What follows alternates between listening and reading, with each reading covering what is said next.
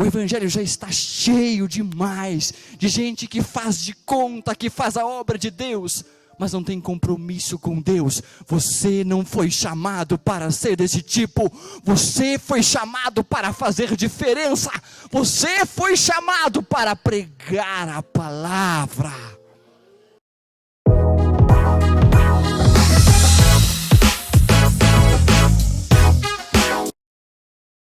Há uma grande diferença entre essa segunda epístola do apóstolo e a primeira epístola do apóstolo ao mesmo destinatário, seu amado filho Timóteo. Se os irmãos observarem bem, verão que na primeira carta, o apóstolo manifesta uma atitude de espírito de alguém que está muito esperançoso e ávido por novos desafios. Ela foi escrita logo após a sua primeira libertação, da sua primeira prisão em Roma. Nessa primeira carta, o apóstolo está muito esperançoso, com muita vontade de servir a Deus, ávido por novos desafios. Na segunda carta, ele está triste, resignado, esperando nada menos do que a própria morte. Porque a segunda carta do apóstolo, ela é escrita na sua segunda prisão em Roma. Se na primeira prisão em Roma, ele ainda era um preso religioso, um preso que até desfrutou de algumas benesses, dada a sua condição de cidadania romana, ele desfrutou de uma prisão domiciliar. Podia receber os irmãos. Na segunda prisão, não.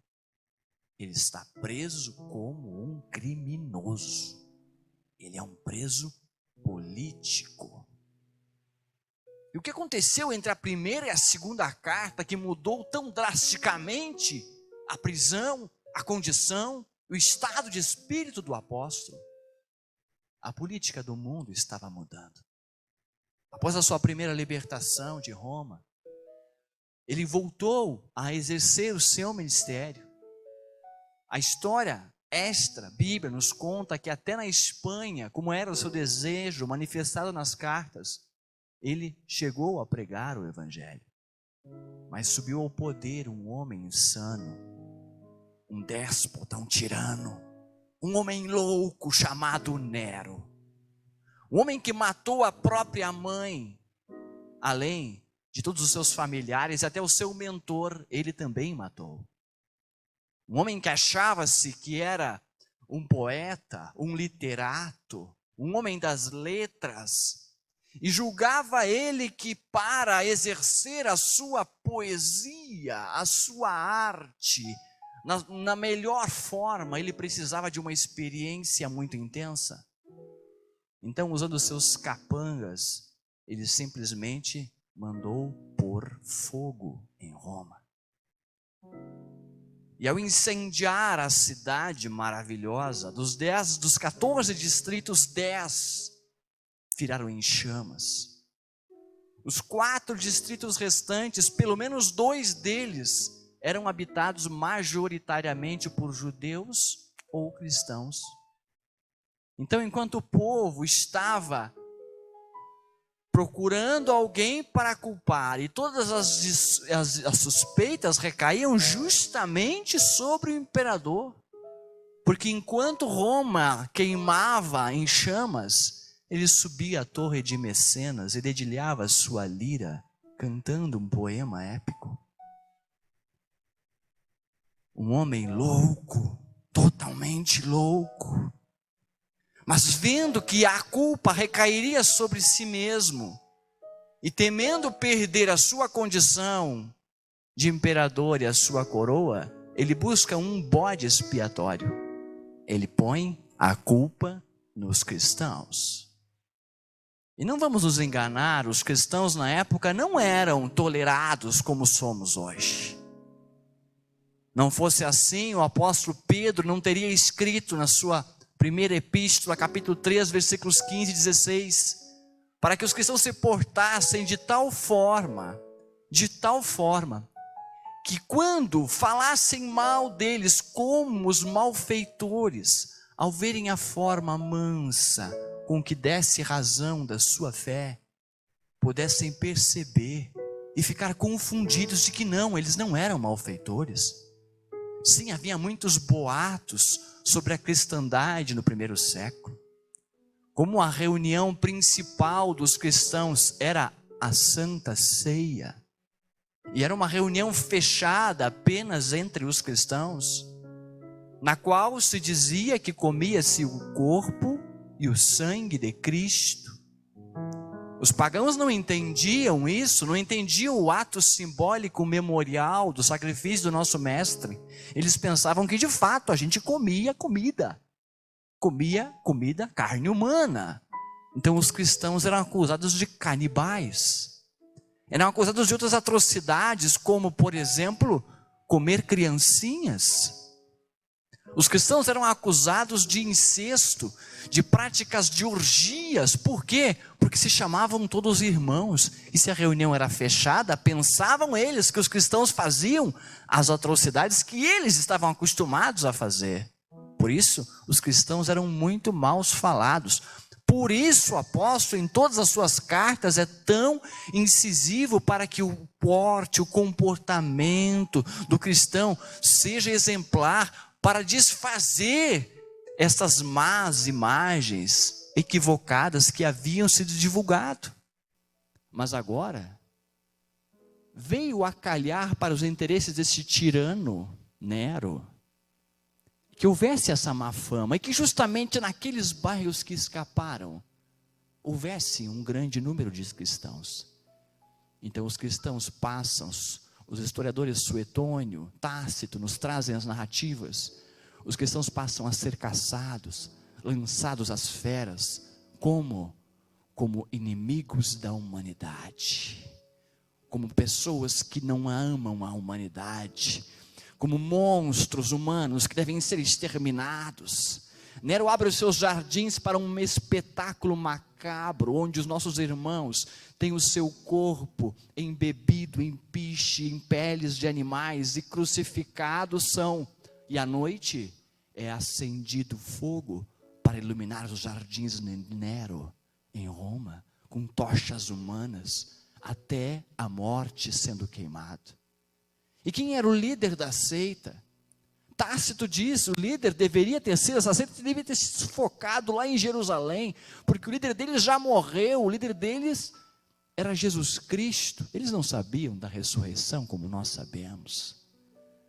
Mas então alguém fala, não, mas tem um líder que é muito famoso, que alvorotava o mundo, um tal de Paulo.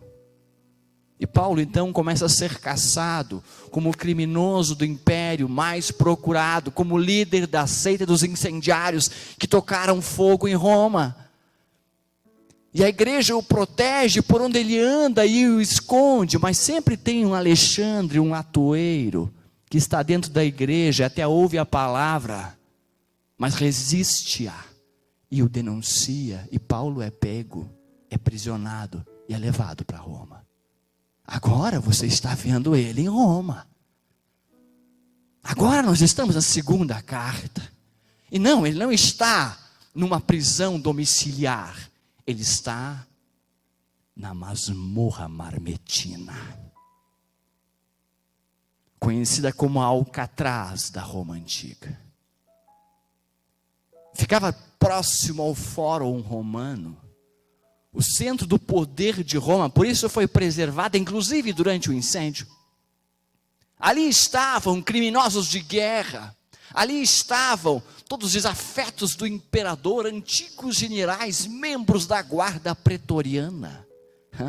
Ali estavam pessoas de alta periculosidade, que cometeram delitos contra o Estado.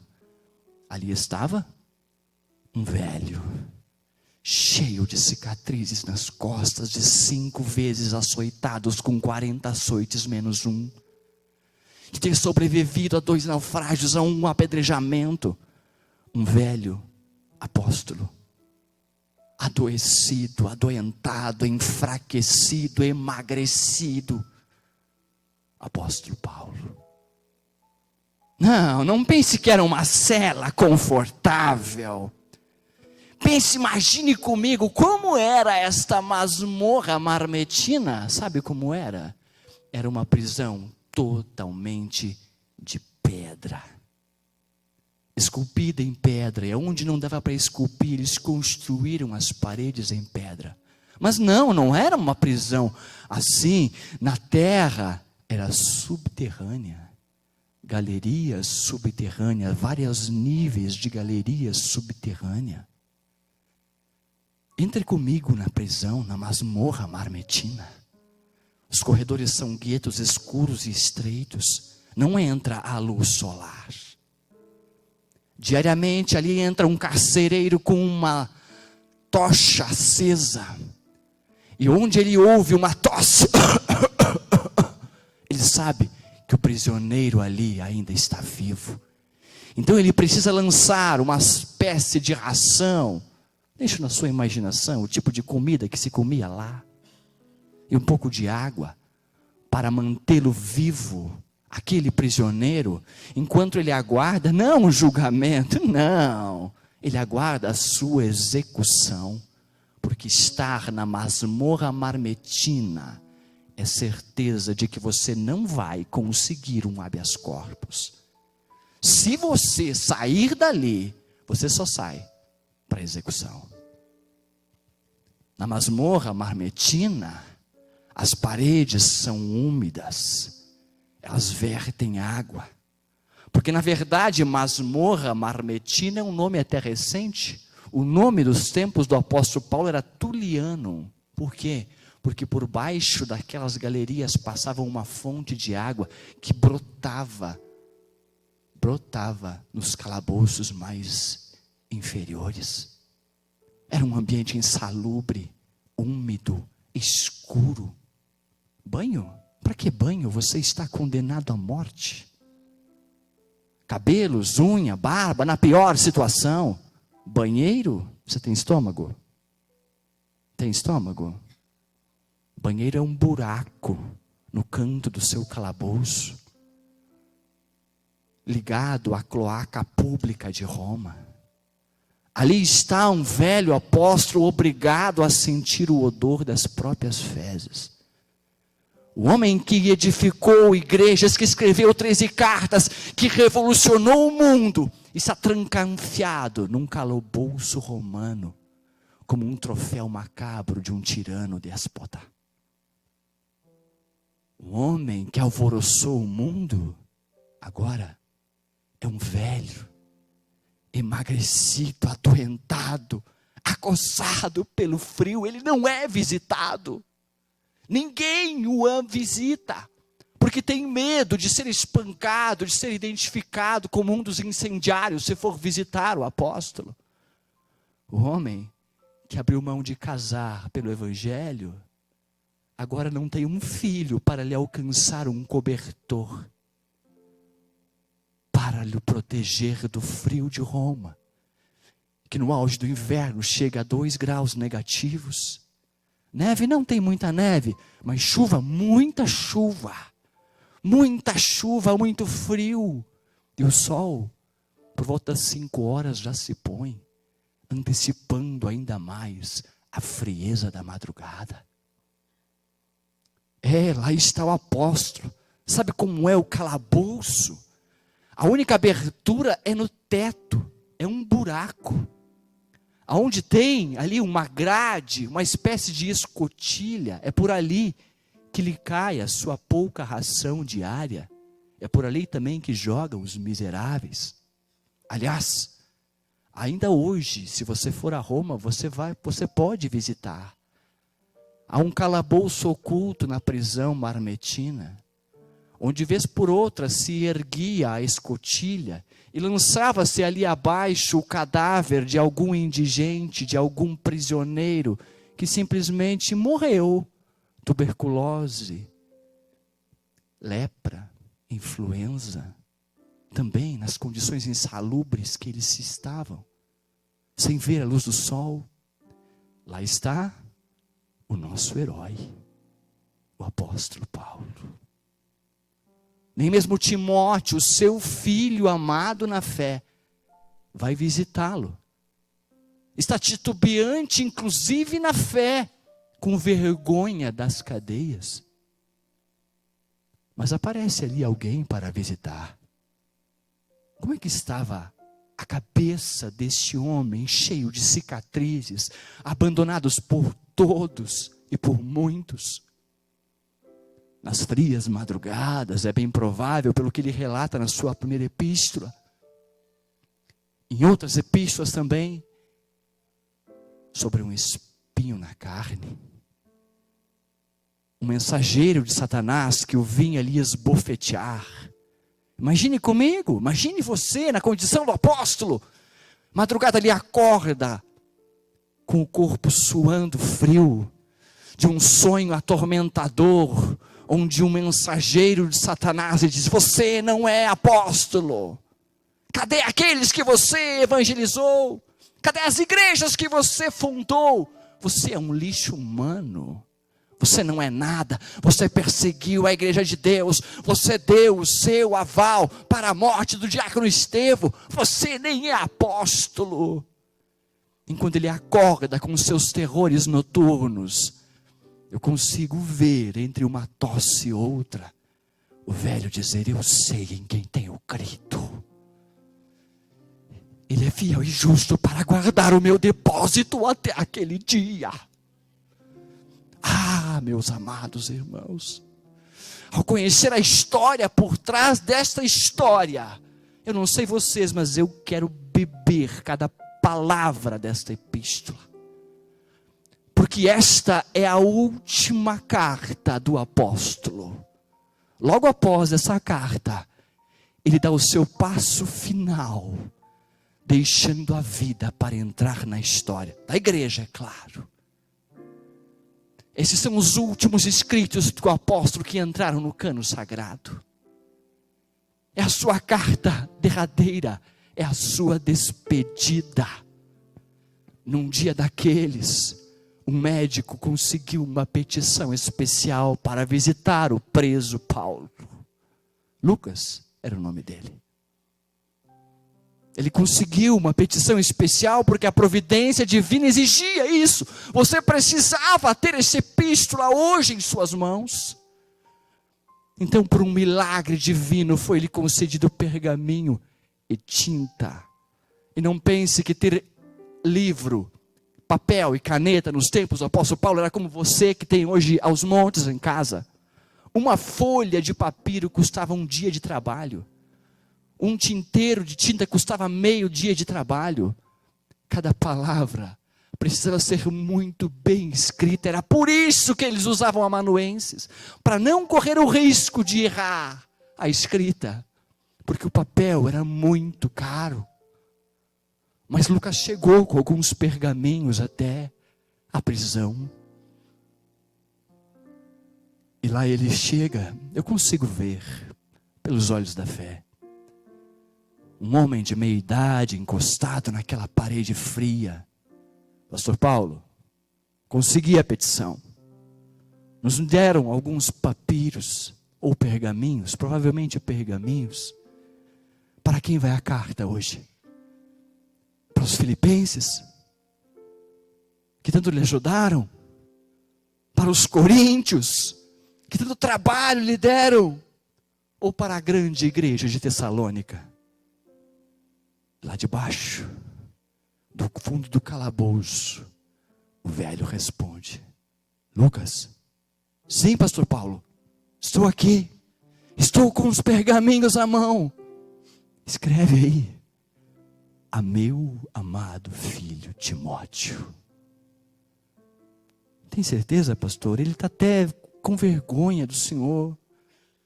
Escreve para Timóteo. Aleluia. Eu preciso que Timóteo dê continuidade a essa obra. Então ele começa a escrever essa carta.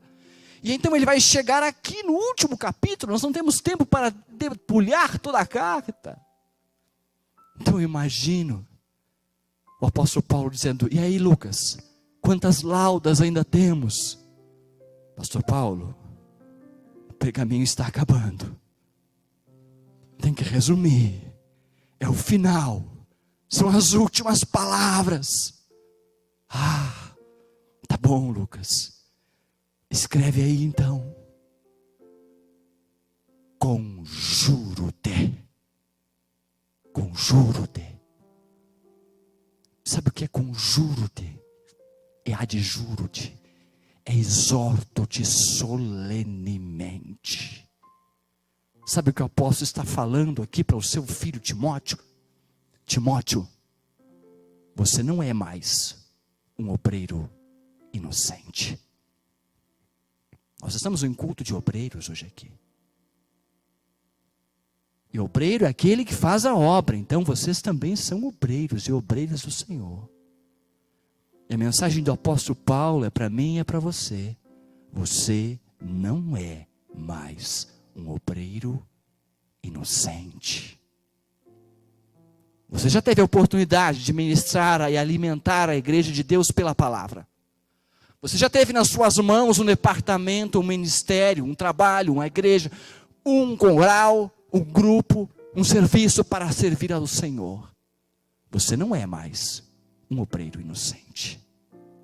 Você pode receber um alimento mais forte, uma comida mais reforçada. Você pode receber sim uma palavra mais firme, mais forte, mais dura. Você não é um obreiro inocente. Deus já te oportunizou a alimentar seu rebanho, exercer liderança, estar na frente da noiva do Cordeiro. Você não é um obreiro inocente. Então, entre os obreiros do Senhor, não é espaço para neófitos, para novos na fé, para crentes de açúcar, para crentes que pastor não me valoriza, ninguém vê meu valor, ninguém vê meu potencial, nessa igreja ninguém me enxerga. Você serve ao pastor ou ao Senhor Jesus Cristo? Você não é um obreiro inocente. Você não é um obreiro que não sabe guardar o sigilo ministerial. Você não é alguém que pode se dar ao luxo de ser desses oportunistas e fofoqueiros que usam a fraqueza do irmão para se autopromover. Não, você não é um obreiro inocente. Você já teve a oportunidade de servir a Deus. Conjuro-te, Timóteo, é a palavra do apóstolo. Imagine o susto do Timóteo ao ler o pergaminho. Imagine o choque no coração do jovem obreiro ao ver que o apóstolo, na sua pior situação, ainda o exorta com franqueza, com firmeza, com palavra autoritativa. Conjuro-te, por quê, Timóteo? Por quem? Conjuro-te, pois, diante de Deus e do Senhor Jesus Cristo, que há de julgar os vivos e os mortos, na sua vinda e no seu reino. Aleluia.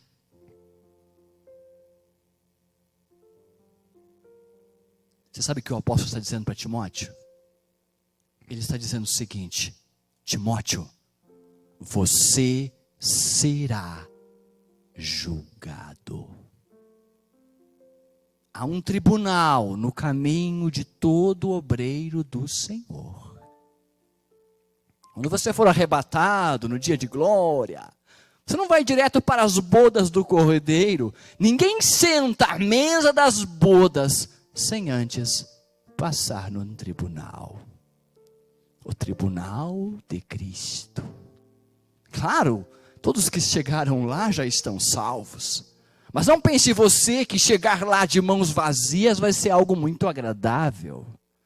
Não pense você que o fato de estar salvo e não ter feito aquilo para o qual você mesmo foi chamada é suficiente para estar diante de Deus.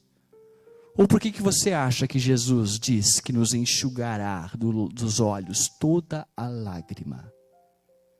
É porque vai ser dia de lágrima. É porque muita gente vai chorar quando chegar lá.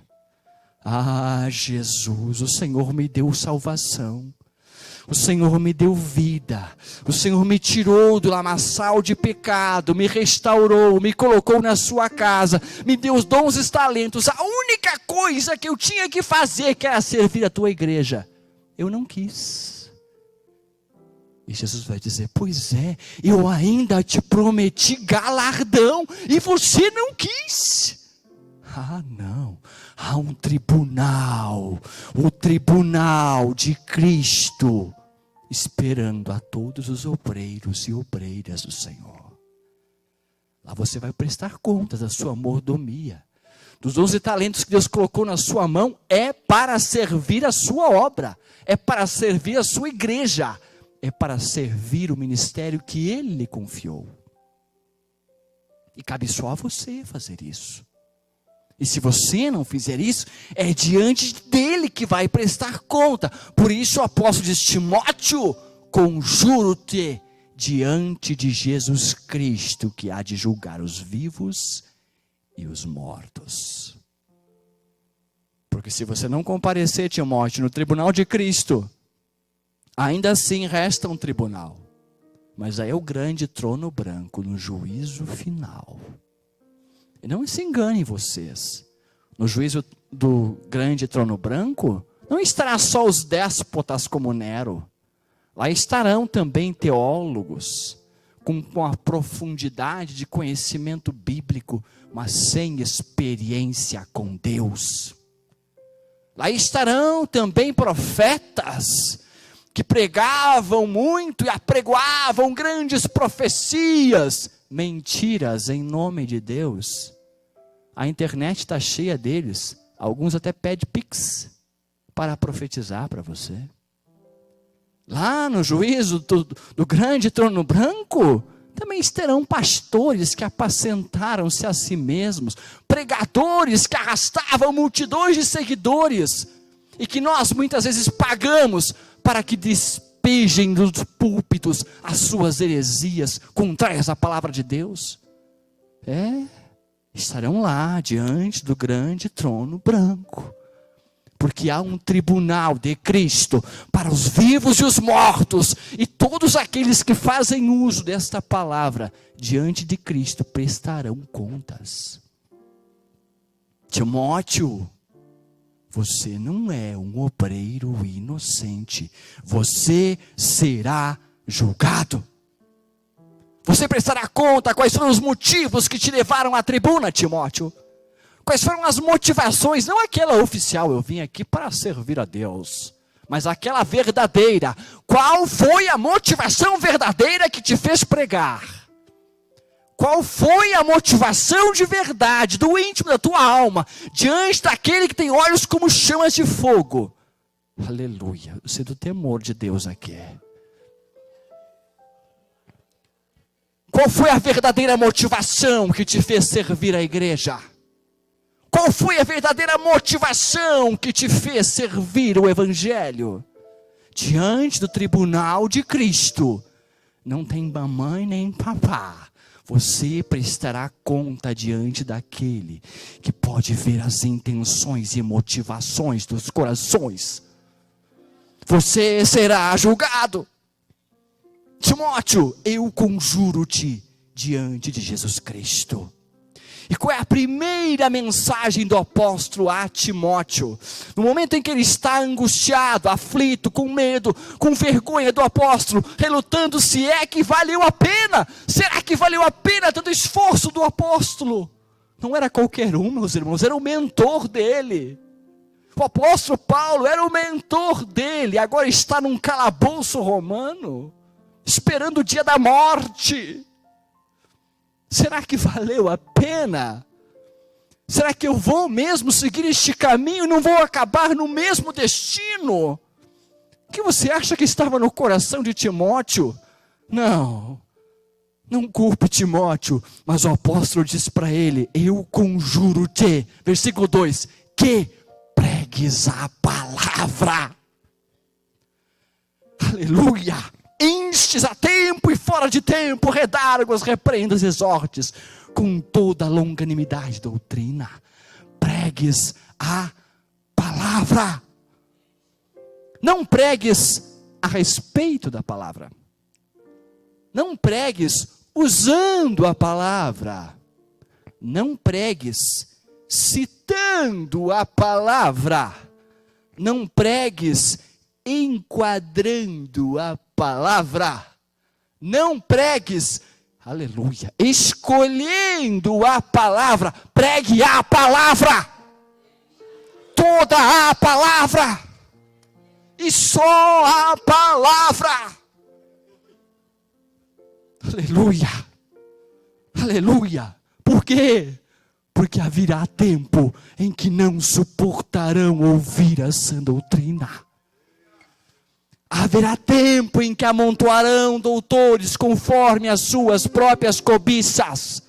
Está cheio hoje, é self-service de mensagem. Você escolhe qual igreja você quer ouvir, que tipo de mensagem você quer ouvir. Você escolhe até o tema que quer ouvir. É self-service de mensagem. Mas o apóstolo está dizendo, pregue a palavra. Aleluia. Virá tempo em que desviarão os ouvidos da verdade. Não quererão ouvir a verdade. Darão ouvidos às fábulas, historinhas alegres, motivacionais, coisas boas que fazem bem ao ego e à alma. Não mensagens tristes, angustiantes, terríveis e fortes. Não, Timóteo, tem um compromisso e um recado para você. Eu conjuro-te que pregues a palavra.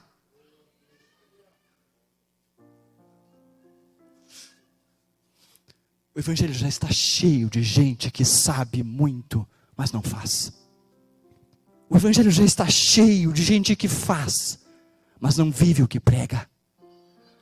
O evangelho já está cheio demais de gente que faz de conta, que faz a obra de Deus, mas não tem compromisso com Deus. Você não foi chamado para ser desse tipo. Você foi chamado para fazer diferença. Você foi chamado para pregar a palavra. Aleluia. Você sabe que eu tenho recebido muitas vezes convites únicos para pregar em alguns lugares. Nunca mais convidaram para pregar. Não tem problema, mas uma coisa eu tenho certeza, eu sempre tenho um compromisso, é pregar a palavra. Não importa, às vezes o povo vai gostar, às vezes não vai gostar, às vezes vai chorar, às vezes vai dizer que mensagem boa, às vezes vão sair, não vão nem falar com você, mas o seu compromisso tem que ser, pregue a palavra. Aleluia. Por quê, Timóteo? Por quê? Olha o senso de urgência do apóstolo. Porque virá tempo em que não sofrerão essa doutrina, mas tendo comichão, coceira nos ouvidos, amontoarão para si doutores conforme as suas próprias cobiças. Desviarão os ouvidos da verdade, voltando às fábulas. Mas tu não, sê sóbrio em tudo. Sofre as aflições, faz a obra de um evangelista, cumpre o teu ministério. Aleluia! Aleluia! Porque, olha o versículo 6. Lembra que ele está nas masmorra marmetina de Roma, esperando só o dia da própria morte. Mas ele diz o seguinte: porque eu já estou sendo oferecido por aspersão de sacrifício, o tempo da minha partida está próximo. Sabe o que é aspersão de sacrifício?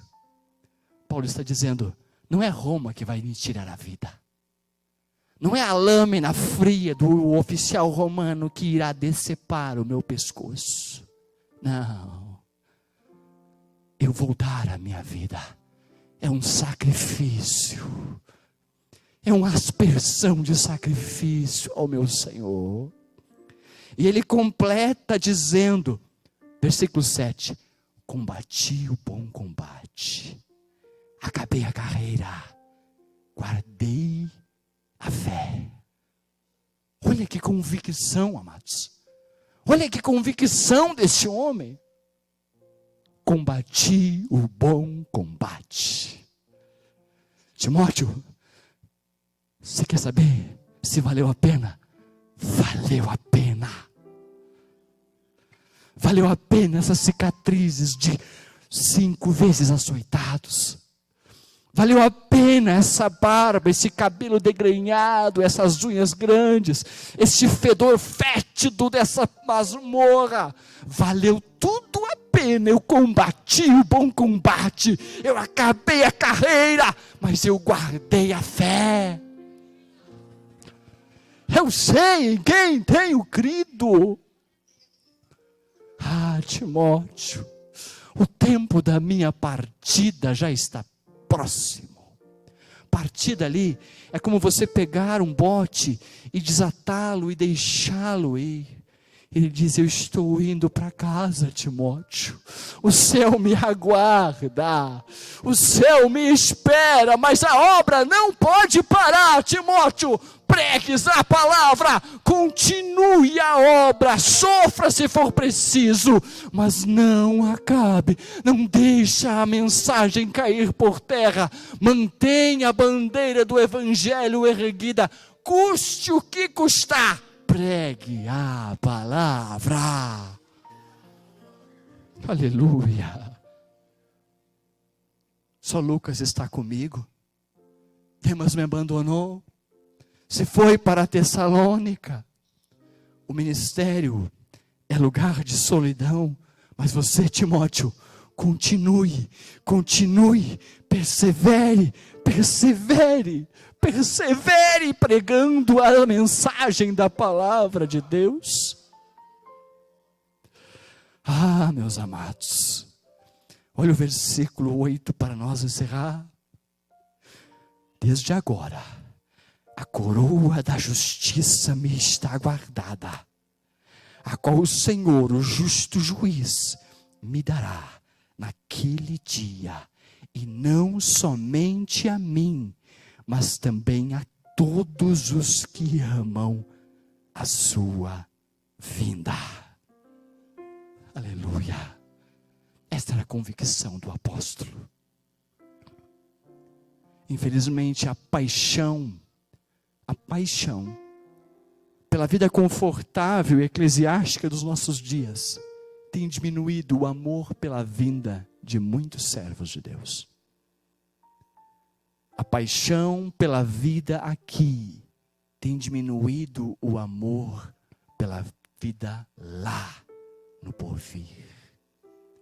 Mas o apóstolo diz: tem uma coroa para mim. E tem uma coroa para aqueles que amam a vinda do Mestre. Ele vai vir, eu sei que ele vem em breve. E ele vem para trazer uma coroa para aquele que for fiel até o fim. Timóteo, a minha já está guardada. O Senhor me dará a mim e àqueles que amam a sua vinda. Vocês lembram que no julgamento de Cristo, o Senhor foi questionado por Pôncio Pilatos. E o Senhor Jesus diz a ele: olha, o que me entregou a ti, maior pecado tem. Essa mensagem de Jesus é muito forte, quando ele diz isso a Pilatos. Pilatos é aquele que o condena, podendo libertá-lo, mas Jesus diz que aquele que entregaram a ele, tem maior pecado do que Pilatos. Quem foi que entregou a ele? A liderança judaica, a liderança eclesiástica. Por que eles entregaram Jesus a ele? Porque muitos até o reconheceram, o conheceram, mas não o reconheceram como Messias. Eles amavam mais a glória dos homens do que a glória de Deus, disse João. Eles se preocupavam mais com a sua posição na sinagoga do que o cumprimento da palavra de Deus. Você não acha que todos aqueles estudiosos da Bíblia, que sabiam quase a Torá inteira de cor, e alguns sabiam a Torá inteira de cor, não fizeram a relação e não viram que muitas profecias estavam se cumprindo no ministério de Cristo? Mas não, eles amavam a glória dos homens, eles se preocupavam de que se aquela fé crescesse, viriam os romanos e tirariam o nosso lugar. Eles estavam apaixonados com a vida ali, a vida eclesiástica ali. Jesus diz: estes maior pecado têm, porque amaram a vida aqui, esqueceram que as promessas não são para cá, que aqui é apenas serviço, aqui é a oportunidade de servir a Deus, mas que a nossa esperança é a sua vinda, porque o Rei dos Reis logo vem nos buscar. Desde agora, Timóteo, a coroa da justiça já me está guardada. É para mim, é para todos aqueles que amam a sua vinda. Sirva ao Senhor, meu irmão obreiro. Sirva ao Senhor, minha irmã obreira. Mas sirva pelo amor à sua vinda. Pelo amor à sua verdade, à sua palavra. Não por uma glória aqui, não por um reconhecimento aqui. Talvez ele não virá, mas lá ele virá, porque lá está o justo juiz. Aleluia! O justo juiz tem coroa reservada para aqueles que amam a sua vinda. Aleluia! Estamos num culto de obreiros. Tem muitos obreiros, tipos de obreiros, que o Evangelho não precisa ter. Obreiros que são bons demais, que lhes falta humildade para sentar e aprender.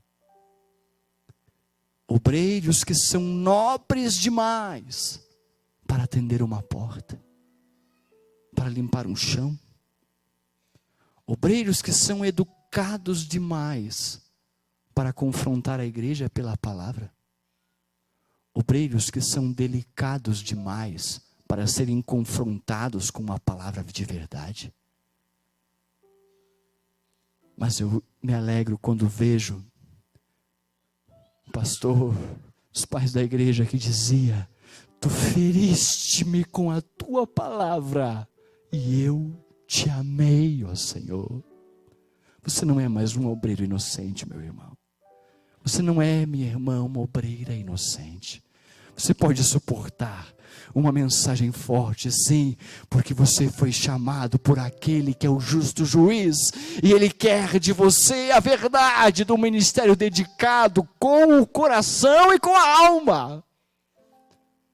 Enquanto há tantos obreiros de açúcares e delicados, o apóstolo na masmorra escreve ao seu filho dizendo: pregue a palavra a tempo e a fora de tempo. Não desista, não pare. Eu estou derramado como sacrifício, como libação. O tempo da minha partida está próximo. Mas eu combati o bom combate. Acabei a carreira e guardei a fé. Não me arrependo de nada do que fiz para o Senhor. Porque tudo que eu fiz para o Senhor, eu fiz de coração e com inteireza de alma. O reconhecimento já está garantido pelo justo juiz.